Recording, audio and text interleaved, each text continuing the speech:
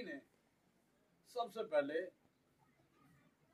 बिल्ली पर जो है वो झपटा मारा है, वो भाग गई है और वो एक साइड पे होकर बैठ गई है और अपने बच्चों को उसने अपने पैरों के नीचे ले लिया है। और बेशक बिल्ली दोबारा भी आ सकती थी, लेकिन क्या है कि वो अपने मां के पैरों के नीचे महफूज है। खुदा हमारा बाप भी है और मां भी है, और हम उसके पैरों के नीचे महफूज हैं, हिफाजत में है। इब्लीस हमें परगंदा नहीं कर सकता, वो हमारे खिलाफ खड़ा नहीं हो सकता। हालेलुया। तो आज हम देखेंगे कलाम कदस में से यूहन्ना की अंजील उसका 10वां बाब और उसकी 10वीं आयत पे हम गौर करेंगे। यूहन्ना की अंजील उसका 10वां बाब और उसकी 10वीं आयत में लिखा हुआ है, और जो ये बात मैंने बताई इसी को हम आगे लेकर जाएंगे। लिखा हुआ है, चोर नहीं आता मगर चुराने और मार डालने और हलाक करने को। मैं इसलिए आया कि वो जिंदगी पाए और कसरत से पाए। दोबारा से पढ़ता हूं कि चोर नहीं आता मगर चुराने, मार डालने और हलाक करने को। मैं इसलिए आया कि वो जिंदगी पाए और कसरत से पाए। खुदावंद इस कलाम के वसीला से हम तमाम को खुदा बड़ी बरकत बख्शे। सभी कहें आमीन। अब मेरे सिजो खुदावंद यीशु मसीह अपने शागिर्दों को, लोगों को तालीम दे रहा है, और यहां पर जो चोर कहा गया है इब्लीस को, उस पुराने अज़दा साहब को, और वो डेविल, वो थीफ, वो चोर लिखा हुआ नहीं आता। चोर नहीं आता मगर चुराने। वो किस मकसद के लिए आता है? चोर चुराने के लिए, चोरी करने के लिए, और मार डालने और हलाक करने के लिए। अब यहां पे ये चोर जो है इब्लीस है, शैतान है, पुराना अज़दा है, जिसका काम ही लोगों के सुकून को बर्बाद करना है, उनके अंदर बीमारियां पैदा करना है। बीमारी खुदा की तरफ से नहीं है। खुदा कभी भी बीमार करके आजमाया नहीं जाता या आजमाता नहीं है।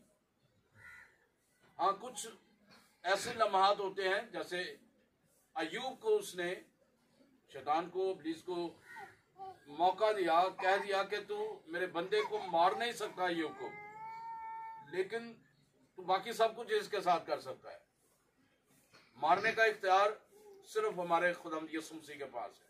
मारने से मुराद ये नहीं कि वो छुरी लेकर या किसी चीज वस्तु लेकर मारेगा, मतलब के जिंदगी का इख्तियार, मौत का इख्तियार यीशु मसीह के पास है। हालेलुया।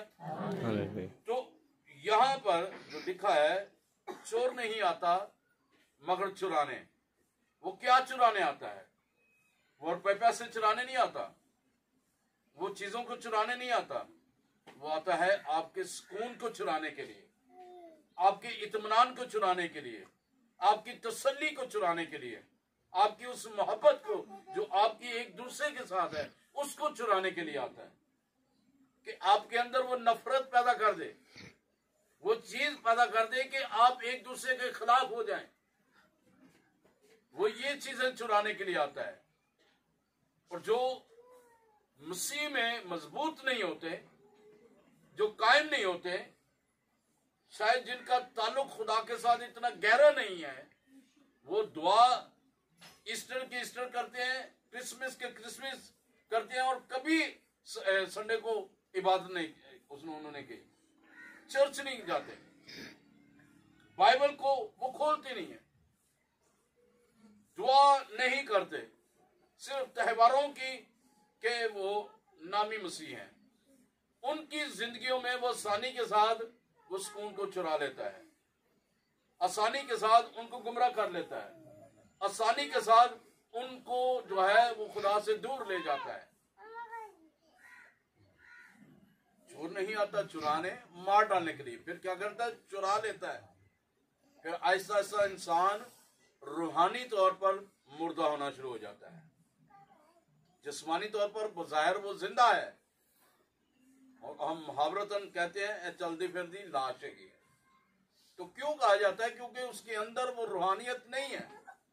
रूहानियत उसके अंदर नहीं है, वो रूह तो उसके अंदर है, जो खुदा ने उसके अंदर दम फूंका है वो तो है, लेकिन वो रूह जो खुदा बयानिया में हमें देता है, वो रूह की नेमतें हमारे अंदर नहीं है, वो रूह का फल हमारे अंदर नहीं है, वो तसल्ली वो इत्मीनान हमारे अंदर नहीं है। चोर नहीं आता चुराने, मार डालने। वो मार डालने की कोशिश करता है कि इसको रूहानी तौर पर डेड कर दे, ताकि ये दुआ ना कर सके, कलाम ना पढ़ सके, चर्च ना जा सके, खादमों के साथ रफाकत ना रख सके, खुदा में ये कायम ना रह सके। और तीसरी बात, और हलाक करने को मैं थोड़ा सा इसलिए बयान कर रहा हूं, लेकिन मैं आपको ज्यादातर तालीम दूंगा वो जिंदगी पे है। लेकिन उससे पहले आपको ये समझना जरूरी है कि चोर क्या करने के लिए आता है, चुराने के लिए, मार डालने के लिए, हलाक करने के लिए। ये तीन चीजों के लिए वो आता है। लेकिन मेरा यीशु वो जब आता है वो चोरी नहीं करता, वो मारता नहीं है, वो हलाक नहीं करता, बल्कि वो कहता है मैं इसलिए आया हूं कि तुम जिंदगी पाओ और कसरत की जिंदगी पाओ। वो जिंदगी देने के लिए आता है। वो जो सुकून, इत्मीनान शैतान ने, खबीस ने, उस पुराने अज़्ज़ाज़ साहब ने जो इत्मीनान छीना होता है, वो यीशु मसीह बहाल करने के लिए आता है। इसलिए यूहन्ना 14 बाब में वो कहता है कि तुम्हारा दिल ना घबराए, तुम परेशान ना होना, दुखी ना होना। वो कहता है कि मैं तुम्हें अपना इत्मीनान देता हूं। वो अपना इत्मीनान हमारे अंदर रखता है। वो अपना जब इत्मीनान हमें देता है, वो इत्मीनान कोई छीन नहीं सकता, वो चोर चुरा नहीं सकता, वो चुराकर हमें मार नहीं सकता, हलाक नहीं कर सकता। बल्कि क्या होता है कि वो कहता है कि मैं इसलिए आया कि वो जिंदगी पाए और कसरत की जिंदगी, इटर्नल लाइफ, हमेशा की जिंदगी, अबदी जिंदगी, जो ना खत्म होने वाली जिंदगी है, वो जिंदगी देने के लिए आता है। आइए खुदा की किताब में से देखते हैं। खुदा ने जब इन सब चीजें बनाई तो उसने भी वादा किया, और उसने कहा इंसानों के लिए, मेरे लिए और आपके लिए कहा। उसकी आयत नंबर 28 है, 27 और 28 लिखा हुआ है। पैदाइश पहला बाब 27 और 28 आयत में, और खुदा ने इंसान को अपनी सूरत पर पैदा किया। इंसान, हम इंसान की सूरत पर बने हैं। मेरे वर्गा खुदा है, ताड़े वर्गा खुदा है, ताड़े वर्गा खुदा है, सारे वर्गा खुदा है। किसी अफ्रीकन को पूछा गया कि खुदा किदे वर्गा है, उन्हें नहीं क्या कि खुदा गोरियां दा खुदा है, उन्हें ये नहीं क्या खुदा दूसरे मुल्कां दा खुदा है, उन्हें क्या खुदा मेरा खुदा है ते वो मेरे वर्गा है। फिर क्यों है जो मेरा काला रंग है, लेकिन खुदा मेरे वर्गा है। हालेलुया, कहे खुदा मेरे जैसा है। हालेलुया, खुदा ने अपनी सूरत पर हमें बनाया है। काले कहते ने कि खुदा मेरे वर्गा है, गोरे कहते ने खुदा मेरे वर्गा है, छोटे कद वर्गे मेरे वर्गे, छोटे कद वर्गे कहना खुदा कहना, वो कहना खुदा मेरे वर्गा है। लम्बे कद वाले कहते खुदा मेरे वर्गा है, लम्मा, छोटे कहते छोटा मेरे वर्गा खुदा है, जेटा मेरा कद खुदा का भी हटा ही। तो लिखा हुआ खुदा ने अपनी सूरत पर पैदा किया, नरो नारी उनको पैदा किया। खास तौर पर 28वें आयत में खुदा ने उनको बरकत दी। खुदा ने उनको पैदा करके, बनाकर, उनके अंदर दम फूंक कर उनको बरकत दी है। और इसलिए यीशु मसीह कह रहे हैं कि मैं इसलिए आया हूं कि तुम जिंदगी पाओ और कसरत की जिंदगी पाओ। यानी कि वो बरकत वो मुंतकिल हो रही है आहिस्ता आहिस्ता, नस्ल दर नस्ल वो बरकत जो है वो मुंतकिल हो रही है और हमेशा की जिंदगी के लिए मुंतकिल हो रही है। हालेलुया। खुदा ने उनको बरकत दी और कहा, अब देखें कि उनको क्या कह रहा है, मैं इसलिए आया कि तुम जिंदगी पाओ। और दूसरा ऐसा खुदा यीशु के कह रहे हैं कि कसरत की जिंदगी पाओ। खुदा के थे कह रहे उन्होंने बना के, उन्होंने बरकत दे के क्या है, और कहा कि फलो और बढ़ो, बढ़ो, फलो फूलो, तरक्की करो। खुदा बढ़ोतरी का खुदा है, तरक्की का खुदा है। खुदा छोटा खुदा नहीं है। किसी ने कहा कितना तेरा ईमान है, जितना बड़ा ईमान है तेरा उतना बड़ा खुदा है। तो जे ਤੁਹਾਡਾ छोटा ਜਿਹਾ ईमान है ना, तो खुदा ਤੁਹਾਡੇ ਲਈ छोटा ही लगेगा। तो ਤੁਹਾਡਾ ਵੱਡਾ खुदा है ਤੇ ਤੁਹਾਡਾ ईमान भी ਵੱਡਾ है ना, तो खुदा ਤੁਹਾਡੇ ਲਈ ਵੱਡਾ ही है। किसी ने कहा दुआ करते हुए कि खुदा तू मुझे कितना प्यार करता है। तो खुदा ने उसे कहा तू मेरी सलीब की तरफ देख, मेरे हाथ फैले हैं, मैं इतना तुझे प्यार करता हूं। बात को समझे कि इतना प्यार उसने किया है कि इन हाथों पर उसने कील ठकवा ली है, इन पांव पे उसने कील ठकवा ली है, इस सर पर उसने कांटों का ताज रखवा लिया। वो इतना प्यार करता है और मुझे, हम तमाम को प्यार करता है, इस दुनिया को प्यार करता है, ताकि हम क्या पाए, जिंदगी पाए, हम कसरत की जिंदगी। हम गुनाह की हालत में फिर इनको बरकत दे दी खुदा ने, फलो और बढ़ो, जमीन को मामूर और माकूम करो, अगे बढ़ते जाओ, बढ़ते जाओ, बढ़ते जाओ, नस्ल दर नस्ल बढ़ते जाओ। लेकिन यहाँ पर जब खुदा ने इनको बरकत दे दी तो खुदा ने देखा कि आदम का अकेला रहना अच्छा नहीं है। उस पर गहरी नींद भेजकर उसकी पसलियों से एक पसली निकाली और उससे उसने एक औरत को पैदा बनाया और बनाकर उसके पास रख दिया। तो लिखा हुआ है आदम ने उसका नाम हवा रखा, जो जिंदों की मां है, और वो उसकी बीवी बन गई। और अब देखिए दो हो गया, आदम एक था, फिर बीवी आई, दो हो गए।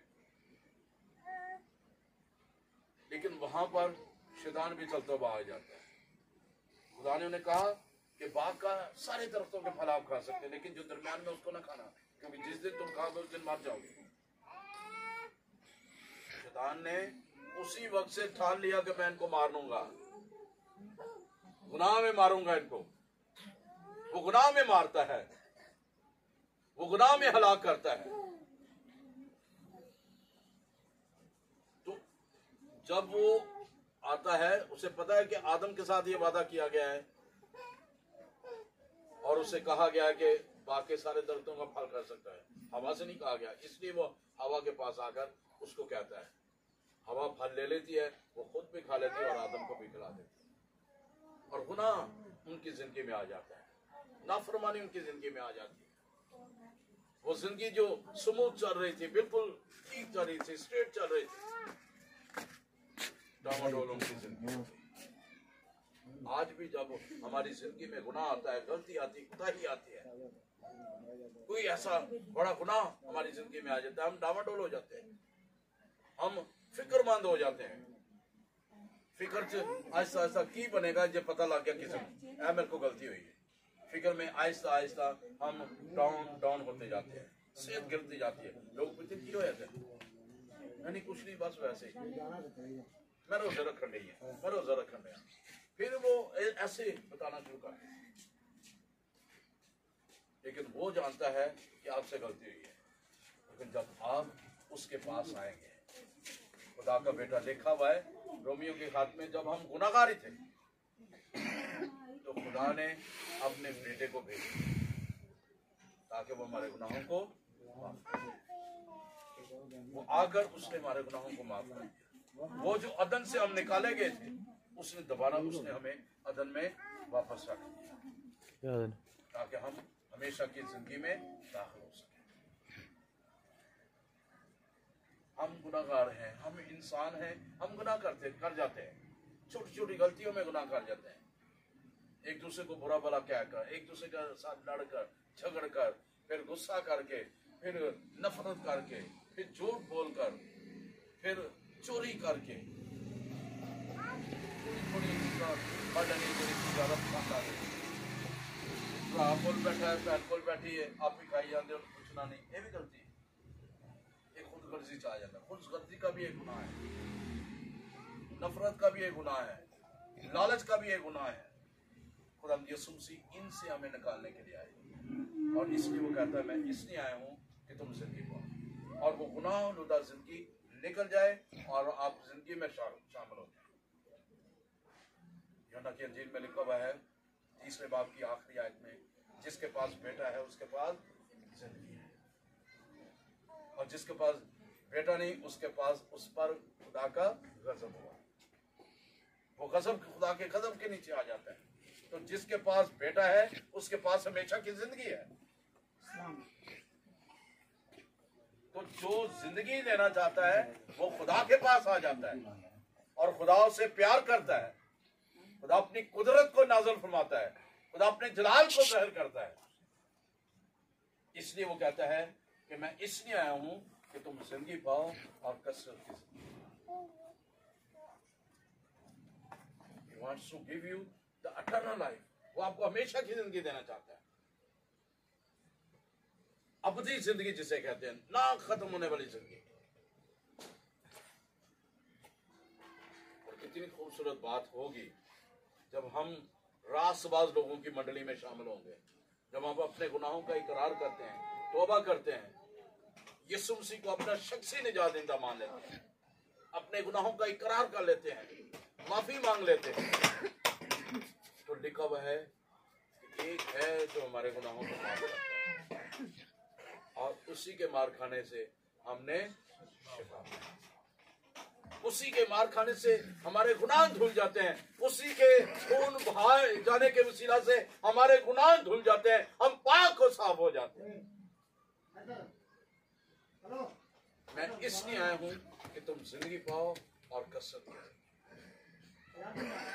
अगर आज आप चाहते हैं कि आपकी जिंदगी में कोई गुनाह ना हो, कोई गलती ना हो, कोई कोताही ना हो, तो आज अपने आप को खुदा के ताबे कर दीजिए।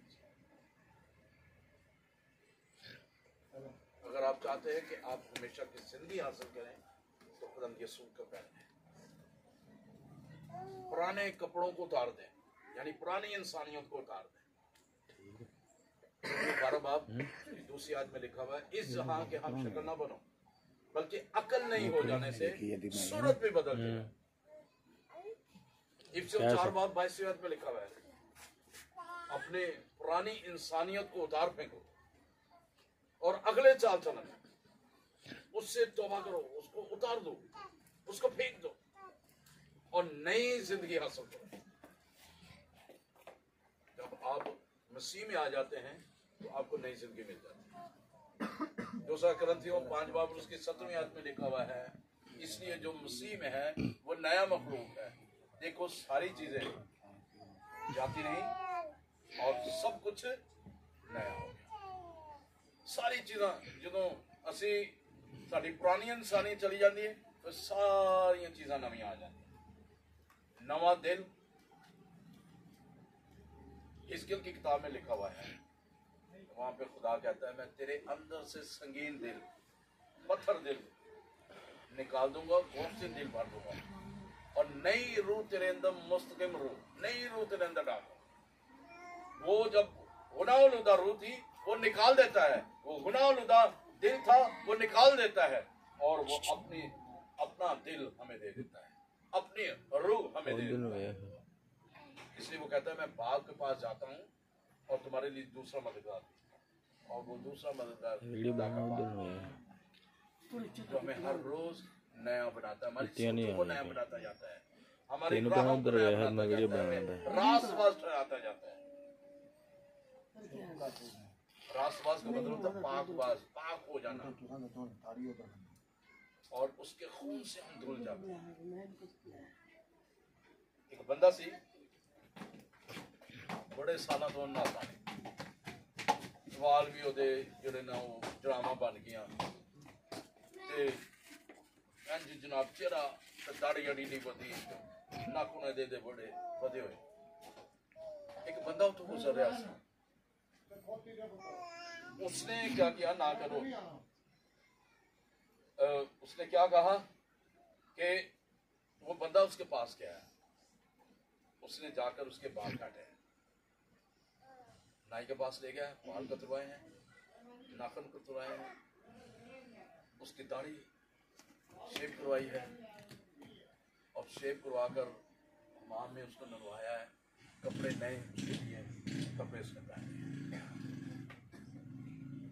वीडियो उसने बनाई, तस्वीरें पहले की बनाई, बाद में उसने कहा पहला का देखो और अब का देखो कौन सा खूबसूरत लग गया। उसने जो बाद में था उसने कहा ये खूबसूरत लग गया। इसी तरह मेरी और आपकी भी जिंदगी है।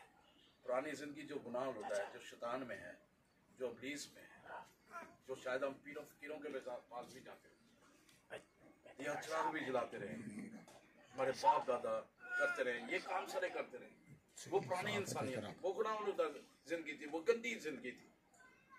लेकिन कोई आया और उसने आकर हमें कलाम सुनाया, कलाम की जिंदगी की बातें दी, और उसने इस कलाम से हमें रूशनास कराया, इस कलाम की जिंदगी की बातें हमें बताई कि यीशु कौन है, यीशु के बारे में बताया, और यीशु के बारे में बताकर ये दिखाया कि यीशु मसीह ही वाहिद वो हस्ती है जो गुनाहों को मिटा देता है, माफ कर देता है, हमें नया बना देता है।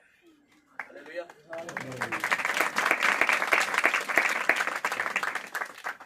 तो जब वो पुरानी इंसानियत चली जाती है, फिर वो नए कपड़े में मिलते हैं।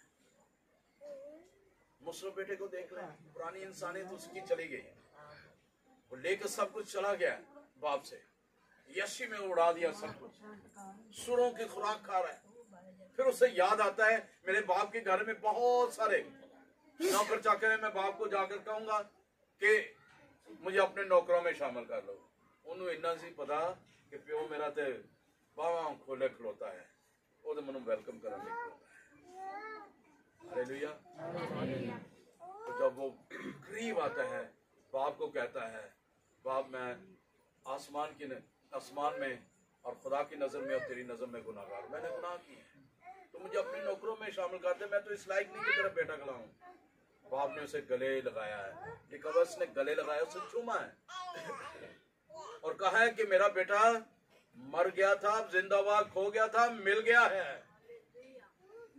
और जल्दी से नौकरों से कहा कि पला हुआ बछड़ा जल्दी से लेकर आओ और इसको ज़िबा करो, क्योंकि मेरा बेटा मिल गया मुझे।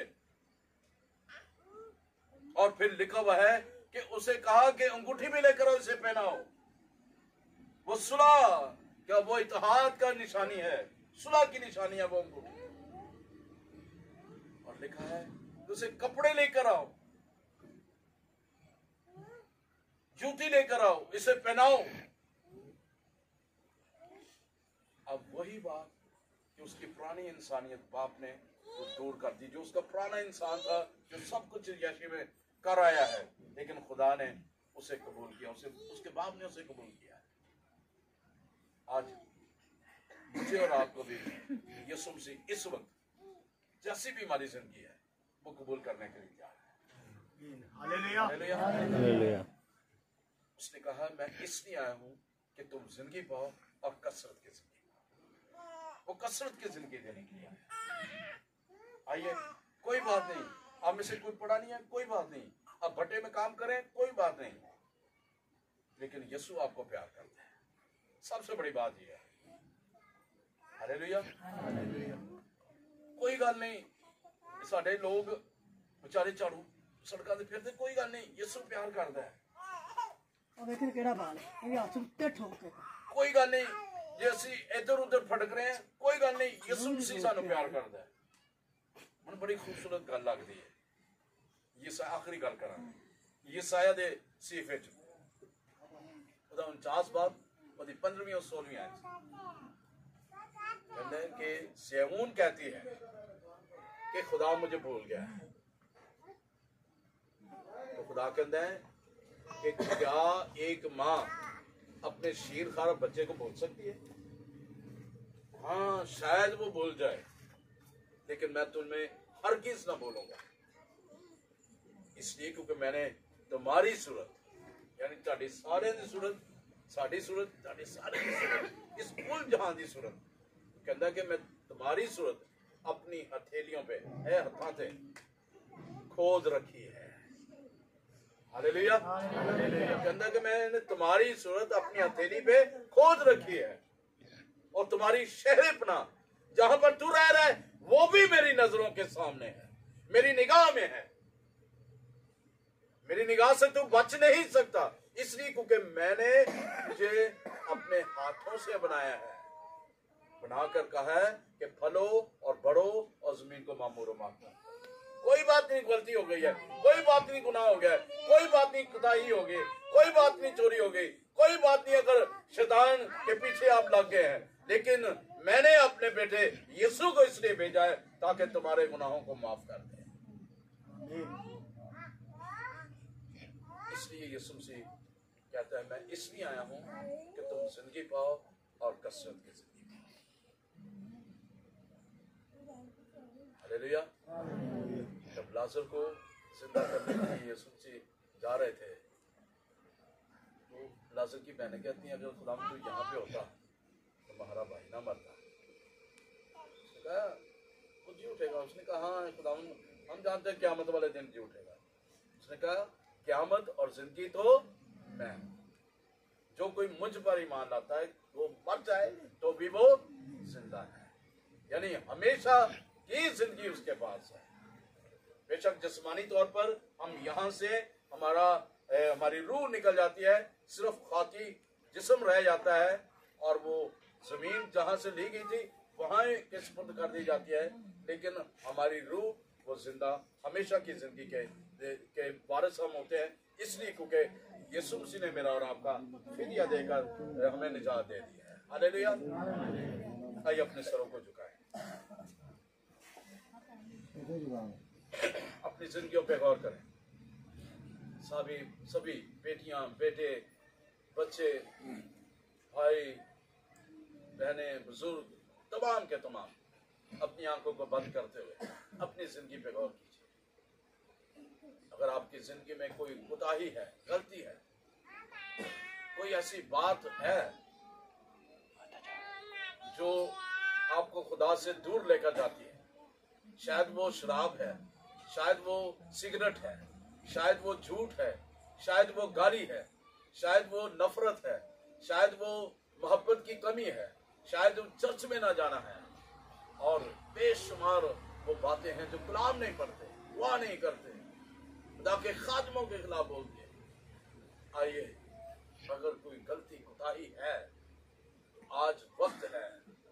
अगर बाप दादा जो खुदा में सो गए हैं, चले गए जहां में, अगर यहाँ पे मौजूद है, अगर वो बाप दादा करते रहे हैं, कर रहे हैं, आपके रिश्तेदार कर रहे हैं, अगर वो कर रहे हैं, आप भी उनमें शामिल हैं, जादू टूना कर रहे हैं, अगर दिया चिराग जला रहे हैं, अगर दरबारों पे जा रहे हैं, किसी भी जगह पर जा रहे हैं, यीशु मसीह अब आपके दरमियान मौजूद है।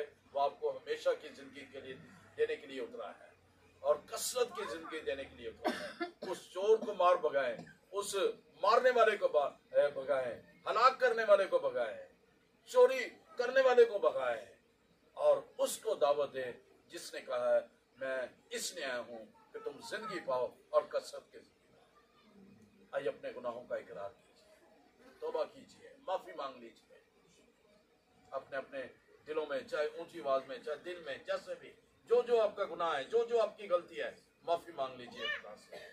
कह दीजिए खुदा मेरे गुनाहों को, गलतियों को माफ कर। अपने दिल से सजा हाथ रख के, अपना हाथ सजा दिल से रख के दुआ करो कि खुदा मैं दिल से माफी मांगता हूँ, मुझसे ये गलतियां हुई हैं, गुनाह हुआ है, मुझे माफ कर दे, और टोटली तौर पर, मुकम्मल तौर पर अभी अभी और इस वक्त मुकम्मल तौर पर आपका शिफा बख्शेगा, जिंदगी देगा वापस। Hallelujah. Thank you, Lord Jesus. You are present, dear Lord Jesus. You are touching them. उनको छू रहा है। खुदाम तेरी कुदरत इनकी जिंदगी में काम कर रही है। खुदाम तू इनके गुनाहों को उठा ले रहा है।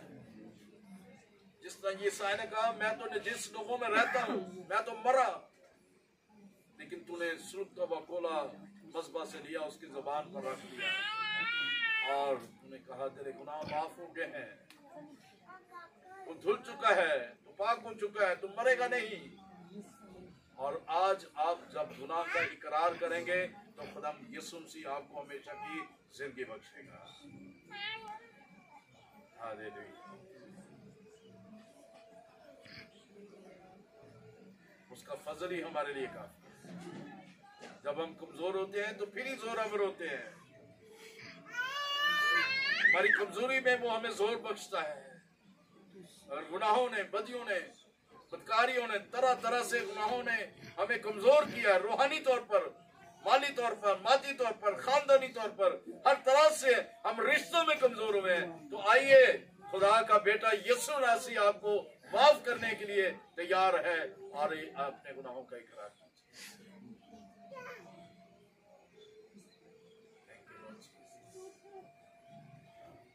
तेरा शुक्रिया अदा करते हैं।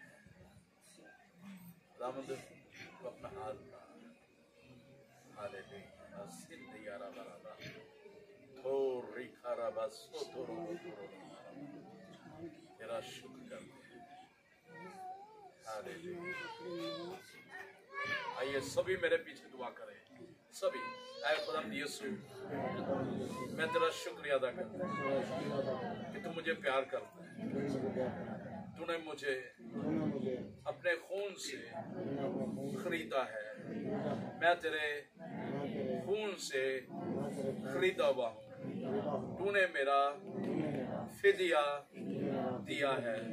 तूने मेरे गुनाहों को माफ किया है।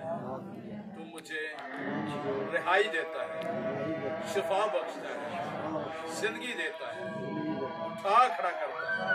मैं तेरा शुक्रिया अदा करता हूँ यीशु।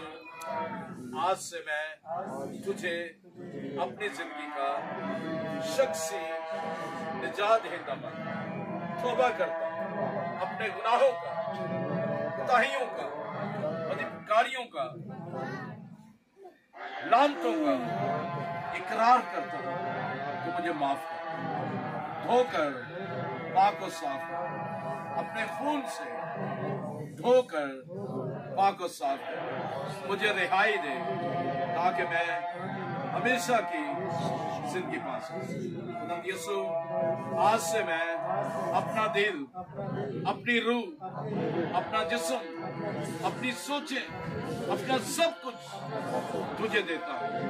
तो मुझे माफ कर ताकि मैं जो तूने वादा किया कि मैं इसलिए आया हूँ कि तुम जिंदगी पाओ और कसरत की जिंदगी। यीशु, मुझे कसरत की जिंदगी अपनी बादशाह कबूल कर, तेरा शुक्र कर, तेरे नाम को इज्जत होती है यीशु के नाम से। जोरदार तालियां बजाएं।